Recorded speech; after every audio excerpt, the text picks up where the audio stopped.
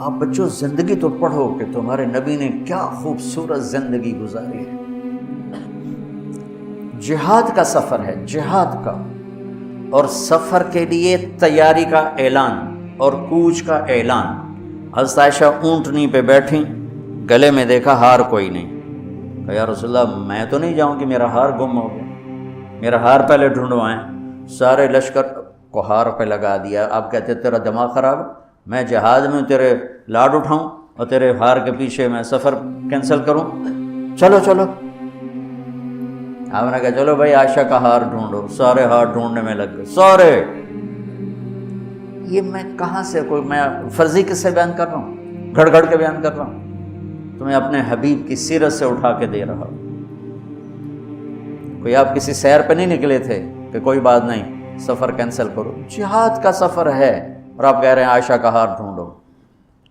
آپ دیکھ رہے تھے کہ آگے عورتوں کے ساتھ کتنے کتنے ظلم ہوں گے. تم کو بھی سنو ان کی چیخیں اور آہیں جو میں سنتا ہوں تمہارے کلیجے پھٹ جائیں کہ کس قدر ظلم ہے. اور تمہیں عجیب بات بتاؤں، یورپ میں نظر آتا ہے عورت بڑی آزاد ہے، یورپ کی عورت پر یہاں سے بھی زیادہ ظلم ہوتا ہے. دیکھنے میں وہ آزاد نظر آتی لیکن اوف اللہ اللہ.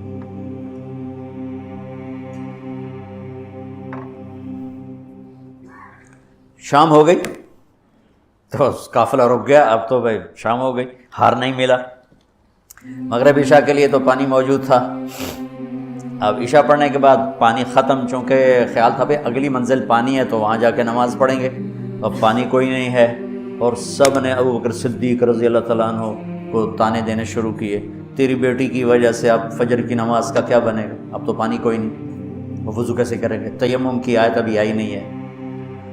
تو حضرت ابو بکر صدیق کو غصہ چڑھا.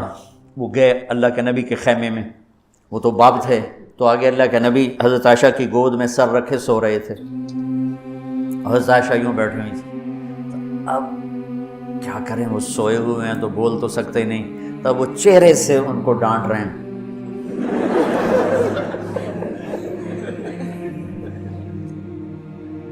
اور آگے بڑھ کے انگلی یہاں ماریں، یوں.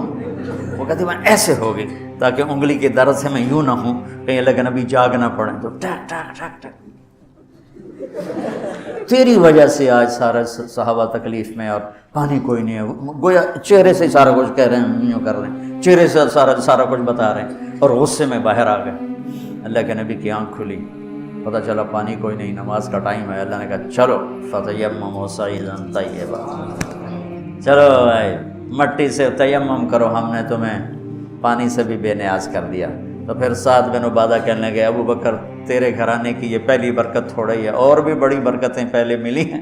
پہلے سب ناراض ہو رہے تھے، پھر سارے خوش ہو گئے کہ یہ کیا مل گیا، اللہ نے ہمیں تیمم دے. کسی امت کو تیمم نہیں ملا. دیکھو نا یوں کر کے کر لو، اس سے کوئی پاک ہوتا ہے، اور پھر یوں ایسے کر لو، چلو بھائی غسل سے بھی فراغت ہو گئی.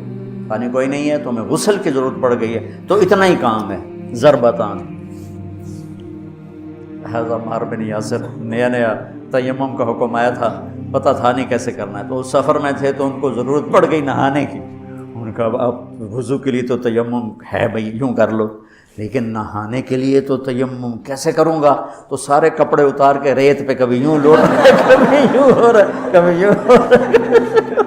تھے بھی بڑے لمبے چوڑے عمار بن یاسر، آ کر کہنے لگے یا رسول اللہ آج میں نے یوں تیمم کیا.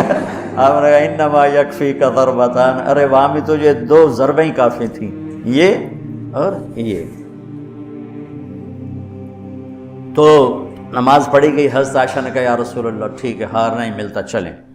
جب میرے نبی سے اماں عائشہ نے کہا چلیں تب آپ نے کہا چلو.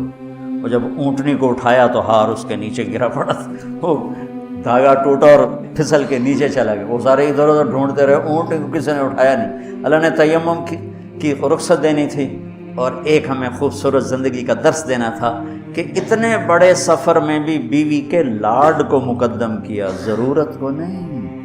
ہار ضرورت ہے، بولو وہ بولو. اس لیے کہلوانا چاہتا ہوں کہ تمہیں مشکل سبق بتا رہا ہوں. یہ یہاں کرسی پہ بیٹھ کے بتانا بہت آسان ہے، جب ناگواری آتی ہے پھر پتہ چلتا ہے کہ اب اپنے آپ کو سنبھالنا کیسے. اگر ناگواریوں کو سہنا سیکھ جاؤ گے تو تمہارا گھر جنت بن جائے گا، اگر ناگواریوں کو اگلنا شروع کرو گے تو تم اپنے گھر کو جہنم بنا لو۔